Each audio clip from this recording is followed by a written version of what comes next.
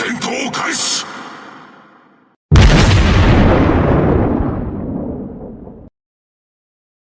it going, everybody? PigBay here. Today we're going to be taking a look at the new German battlecruiser line.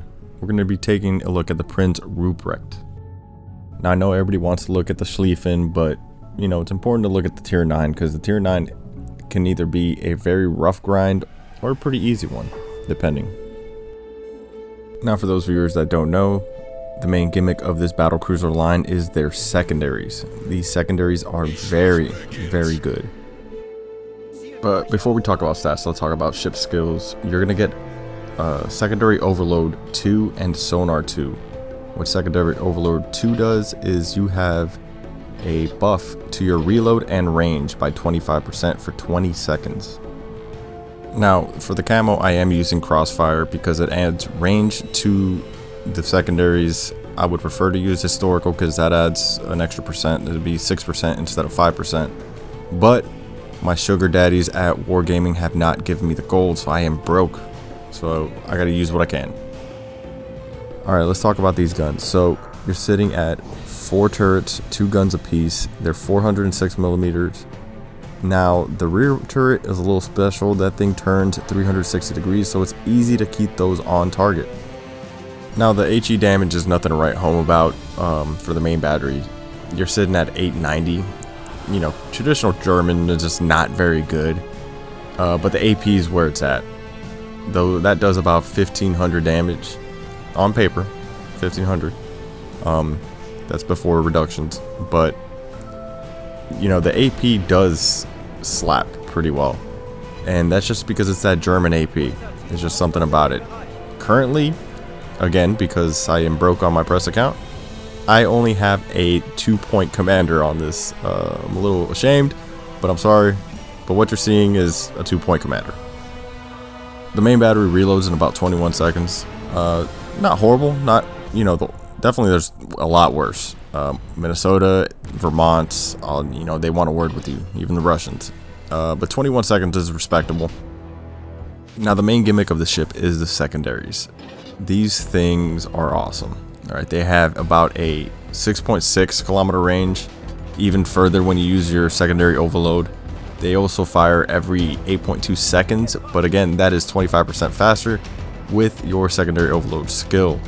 So you're going to be able to outrange a lot of other ships, you know, with your secondaries and get like a full damage potential out there. The auto secondaries, they got a 4-second reload, a range of about 5.4 kilometers, and then the damage is about 200 before reduction, and also have a 1% fire chance. Again, this is upgraded with your secondary overload for 20 seconds. Now these ships are equipped with torpedoes, so don't get caught off guard. They have about a 9.6 kilometer range, reload in about 90 seconds, a little on the long side, and have torpedo damage of about 3,500 per torp. The flooding chance is about 11%, so not great, but these are usable torps, especially with that long range. The AA is nothing to write home about, especially here at tier 9 and 10, but to be honest, that's not why you're playing this line. That's not why you're grinding it, so we're just going to skip over that. The concealment, though, that is actually really good. It's 10.26 before reductions, and I do run the concealment mod to slot 3. Slot 2 is propulsion, and then slot 1 is secondary battery modification 2.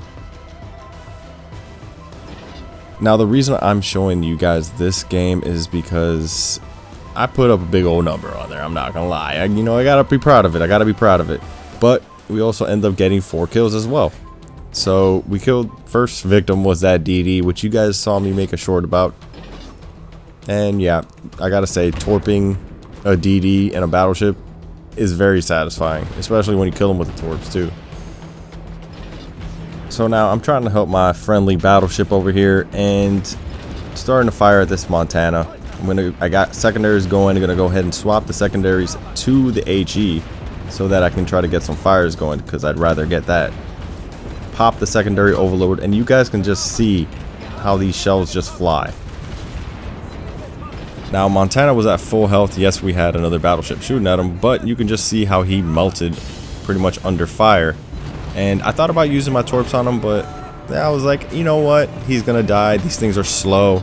It probably won't even get to him, which allows me to save them for this Alaska right here, who's just gonna sail in a straight line at me. Now, as people learn these ships, it's not gonna be as simple as doing the Clemson treatment here, getting torps off one side, flipping over, getting the others. But I mean, I can enjoy it while it's still new. And just like that, we have 15 torpedo hits with some Felix / Elbing torps, and who says they're not usable? Now at this point in the match, we're sitting at 125,000 damage, very respectable, but there is a Minnesota lurking out there, and we just have to pad the stats a little bit more, you know? You always have to pad the stats every now and then. Alright, so finally get him into range. Again, the accuracy isn't the best. It is German, you gotta remember. One thing we didn't talk about was the fact that they're a lot squishier than the main line. So be mindful of that. Don't take too much focus fire. It won't end well.